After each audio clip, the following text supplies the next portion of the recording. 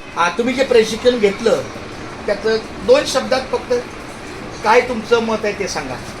आम्ही 19 आणि 20 तारखेला प्रशिक्षण घेतलं, तर त्यात आम्हाला होतं आनंदीताई वाघ यांच्या स्मरणार्थ त्यांनी शिक्षण दिलेलं आहे आम्हाला.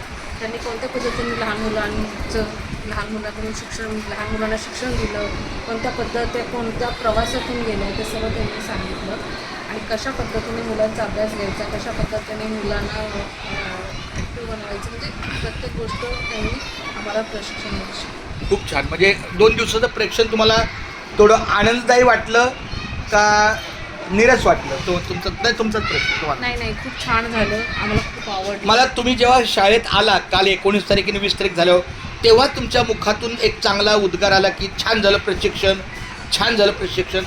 तर याला माझं प्रामाणिक मत आहे. तुम्ही ज्या पद्धतीनं घेतलं त्या पद्धतीनं तुम्हाला, म्हणजे जसा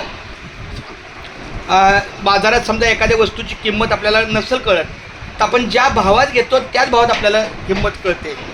तसं तुम्ही ज्या किमतीचं प्रशिक्षण घेतलं त्याच किमतीनं तुम्ही ते संपादित केलं. तर खूप धन्यवाद लता मॅडम. आता आमचा दुसरा